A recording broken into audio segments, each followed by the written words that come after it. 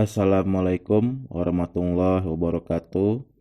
Selamat jumpa kembali mahasiswa FKIP Universitas Jambi yang berbahagia. Alhamdulillah kita kembali bertemu pada perkuliahan kita pada mata kuliah manajemen kurikulum, dan topik yang akan kita bahas pada pertemuan kali ini adalah mengenai organisasi kurikulum. Pengorganisasian dapat dilihat dari dua pendekatan, yakni secara struktural dalam konteks manajemen dan juga secara fungsional dalam konteks akademik. Pengorganisasian kurikulum seyogyanya dilihat dari kedua pendekatan tersebut, yakni dalam konteks manajemen dan dalam konteks akademik. Suatu organisasi sangat diperlukan untuk melaksanakan proses manajemen, yakni yang pertama, organisasi perencanaan kurikulum yang dilaksanakan oleh suatu lembaga pengembang kurikulum atau suatu tim pengembang kurikulum.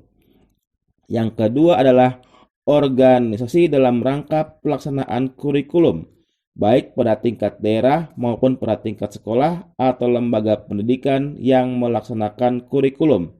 Dan yang ketiga adalah organisasi dalam evaluasi kurikulum yang melibatkan berbagai pihak dalam proses evaluasi kurikulum. Bentuk-bentuk organisasi kurikulum akan disusun menurut pola organisasi kurikulum yang dilengkapi struktur, urutan, kegiatan pembelajaran, dan ruang lingkup materi tertentu.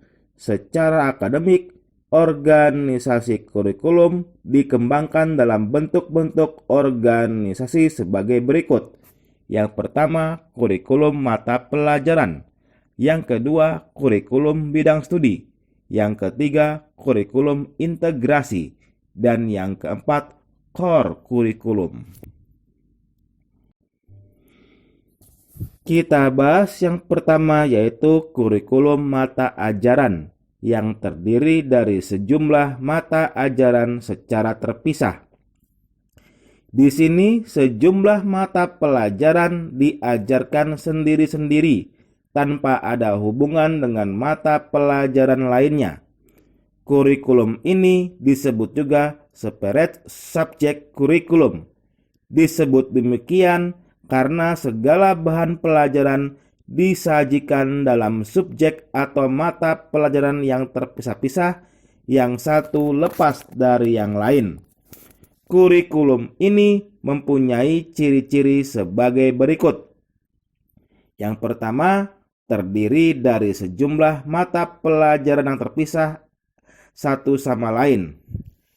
Yang kedua, setiap mata pelajaran seolah-olah tersimpan dalam kotak-kotak tersendiri dan disampaikan kepada peserta didik pada waktu-waktu tertentu.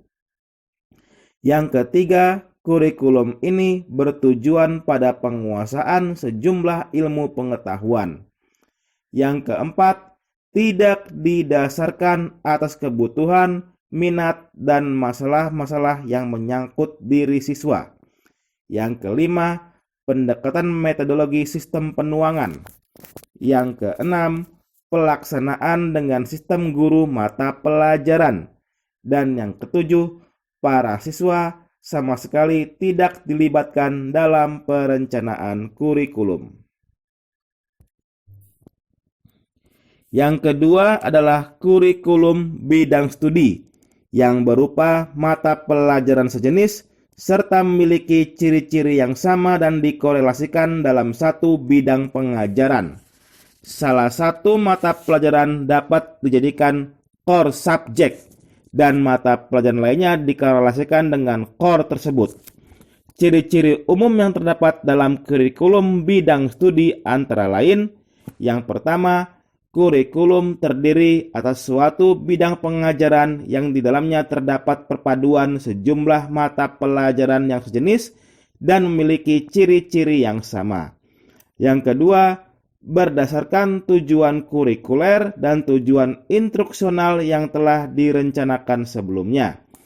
Yang ketiga, sistem penyampaian bersifat terpadu. Yang keempat, guru berperan selaku guru bidang studi. Dan yang kelima, minat, masalah, dan kebutuhan siswa serta kebutuhan masyarakat. Di sini masyarakat dipertimbangkan sebagai dasar penyusunan kurikulum.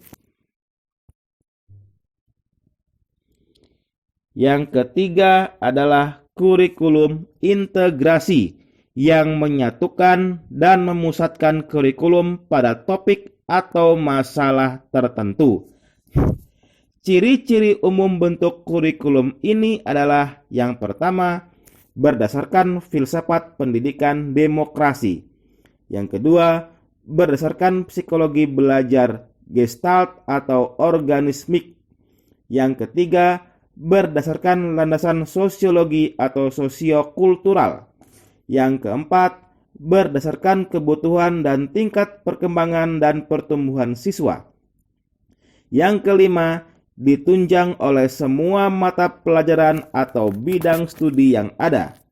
Yang keenam, sistem penyampaiannya dengan menggunakan sistem pengajaran unit. Dan yang ketujuh, peran guru sama aktifnya dengan murid. Yang terakhir adalah core kurikulum, yaitu kurikulum yang disusun berdasarkan masalah dan kebutuhan siswa. Program kurikulum ini adalah suatu program yang berupa unit-unit masalah di mana masalah-masalah diambil dari suatu mata pelajaran tertentu dan mata pelajaran lainnya diberikan melalui kegiatan-kegiatan belajar dalam upaya memecahkan masalahnya. Ciri-ciri core kurikulum yaitu yang pertama, inti pelajaran meliputi pengalaman-pengalaman yang penting untuk pertumbuhan dan perkembangan semua siswa.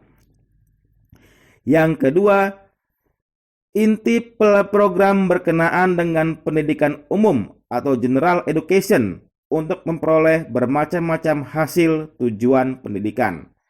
Yang ketiga, kegiatan-kegiatan dan pengalaman-pengalaman inti disusun dan diajarkan dalam bentuk kesatuan, tidak dibatasi oleh garis-garis pelajaran yang terpisah.